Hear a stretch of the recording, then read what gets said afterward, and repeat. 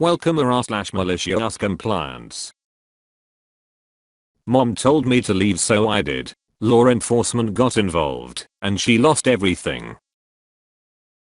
This happened when I was 15. My mom was, let's be real, she probably still is, a mentally, emotionally, and physically abusive narcissist. Some highlights are when she was teaching my twin sister and I to read at the age of 4 or so. It was around 2 AM and my sister was having trouble learning, so my mother's solution was to beat her with a sandal every time she got a flashcard wrong. Same thing happened when my mother had me transcribe an essay she had written to my handwriting when I was 7. Every time I started a letter from the wrong position, like starting a capital M from the bottom line, she would beat me with one of her Birkenstocks. This too happened later at night, so when I got too delirious for the exhaustion and pain, she would drag me by the neck and literally throw me into a cold shower to wake me up so we could more easily continue the waking nightmare. When I was 13, I told her to wanted to live with my dad. They were divorced and she told me she didn't care what I did after I turned 18.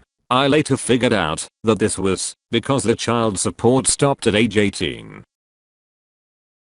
Oh no. Fast forward to age 15. Our relationship was understandably strained. We had guests, and she liked to use guests as a way of controlling our behavior through shame. It's easier to be an angsty teenager when your grown-up friends from church aren't watching and judging everything you do. This make it easier for her to pretend to be a firm but loving mother, all while slipping in sideways comments like velvet daggers. Well, I decided I wasn't going to subject myself to the whole thing and spent the day outside in the woods nearby. We lived in the mountains at the time, so it was less than 100 foot from the house. When I saw our guests had left, I went to go back inside. My mother, perhaps unhappy at being denied a day-long emotional abuse routine, told me I wasn't welcome and that I should leave. My 15-year-old brain heard her words and knew that she only meant for a little while, but it also recognized that failed to specify any time frame at all. So, I hiked a couple miles to a friend's house and asked if I could spend a couple days there.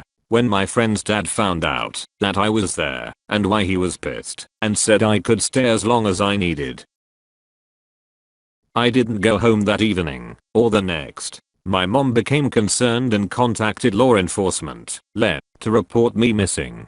This is a big deal for several reasons. We lived in the mountains on a national park, so it was a very real possibility that I had been attacked by a wild animal, become injured while hiking, drowned, or been kidnapped. Nobody knew of my mother's abusive tendencies or the squalor and neglect my sister and I lived in. Most importantly, the law enforcement was the local park rangers with which she worked daily. Len immediately contacted my dad's side of the family to see if I had turned up there or contacted them. They promptly freaked the fuck out and came to my house with lawyers on standby. Len then hired dogs to track my scent, and then everyone freaked out because the dogs tracked me to a nearby river where my trail died because the dogs couldn't pick up any more scent. Over the next couple days there were people going in and out of my house, rangers, lawyers, my family, etc. And several noticed the overpowering scent of cleaning chemicals, but only the lawyer considered why a clean house would reek of chemicals. Les started to canvass the nearby woods and neighborhood. My friend's dad came to me and asked if there was somewhere else I could stay. He told me that he wouldn't kick me out, didn't want to have to lie to the police or let the dogs on his property. My friend and I figured we'd just go camping for a week or so, but instead I looked up my dad's side of the family and called, and they picked me up right away. Understandably, everyone had questions. When I told them what was happening, the lawyers, horrified, pounced. A judge issued an emergency change of custody and prevented her from gaining custody until she underwent a psych-eval therapy, which my mother would never allow. The rangers, equally horrified, completely shunned my mother, and she eventually lost her job since she was only allowed to live on the park because she worked there, so she was kicked out of her house. My friend's father and the trackers were members of the local community and churches, and they too shunned my mother. She lost her job, her house, her church, and her friends, all because she told me to leave, and I did. TL. Doctor, mom told me to leave the house. When I didn't come back, she called Len and reported me missing. When Lay got involved, my mother's abuse and neglect came to light, and she lost her job with local Lay, her house which she had through the local Lay and her friends. Judge finally awarded custody of us kids to my dad, so she lost her child support payments too. Edit for clarity, I'm 32 now, this happened a while ago. Edit, I wasn't clear and didn't want to make it longer. When my dad's family got involved, they were able to reach an agreement where I would leave with them for a time, but my sister stayed. I had to go back to my mom's for a short while, but the judge issued an emergency change of custody and my sister and I went to live with our dad. My sister and I have been in therapy, and she is teaching now. Life isn't perfect, but it's better. Edit, people keep asking about the chemicals. The house was normal trashed. My mother kept an untrained dog and the carpet was soaked with dog feces and urine. The few times we had guests, we would have to crawl around the dog's potty spot and clean it up and make the house smell good. My mom freaked out when she realized that rangers and CPS might come round. She did a deep clean of the house before reporting me missing because she couldn't afford to have them realize what they were walking on. Yeah, I was thinking, while I was reading this story, that I hope I can be as good of a dad as your friends' daddies when my kids get older. I hope that, if one of my kids' friends is a victim of abuse, I'd be able to take him/her in and protect them from their abuser, as long as it takes to get things settled. Not that I hope any of my kids' friends are getting abused, but if they did, I'd be able to help. Not help the abuse. Bah, fuck it. The thought, not the kids' friends.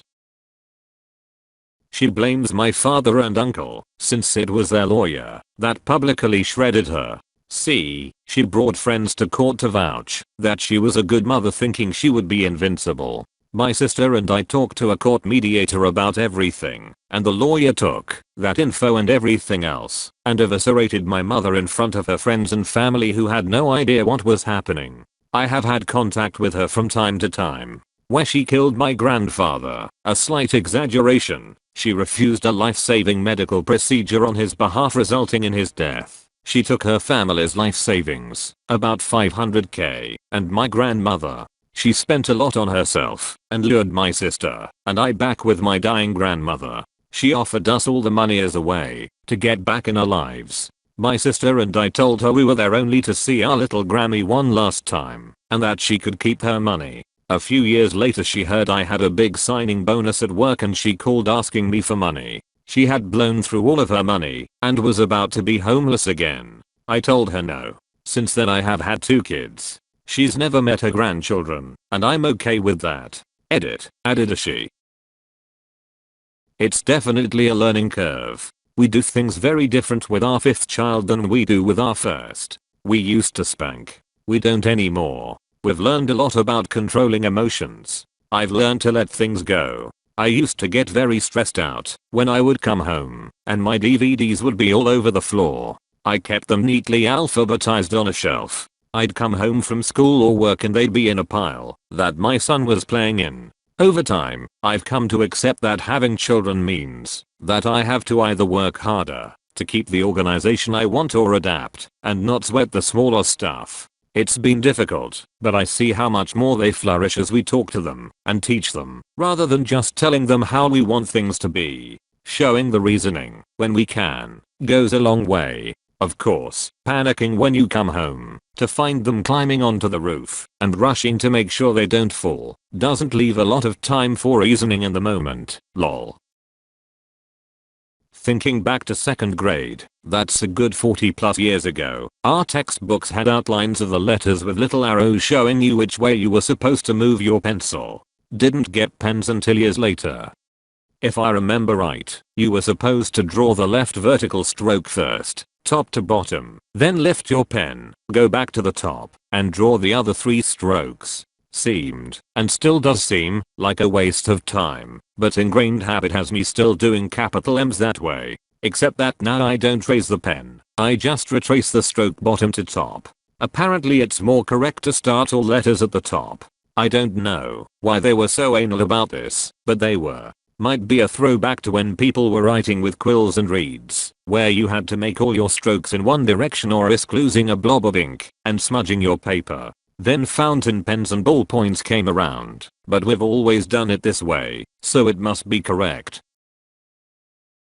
I'm not sure where you live, but there is a rising interest in most places in the US for a trauma-focused therapy called brain spotting therapy, BST. That sounds intense, which it kind of is, but it is very mentally safe. It was primarily designed for vets and victims of sexual assault. In other words, the sort of people that, if the therapy they are taking re-traumatizes them, they may never revisit therapy and are part of an extremely vulnerable population in regard to self-harm. Nuff said. Most private practices have at least heard of BST or EMDR. Both work off of similar established science. I've taken BST, my partner has taken it, my mother, and my aunt, and now, my mother is a licensed therapist working in a private practice here in CA, dedicated entirely to BST. My aunt is a lifelong nurse, and is licensed to provide BST to nurses in the emergency room. My partner has recovered from a crippling depression that put them in the ICU twice, and I'm studying for my master's in counseling and therapy to get my own certification and provide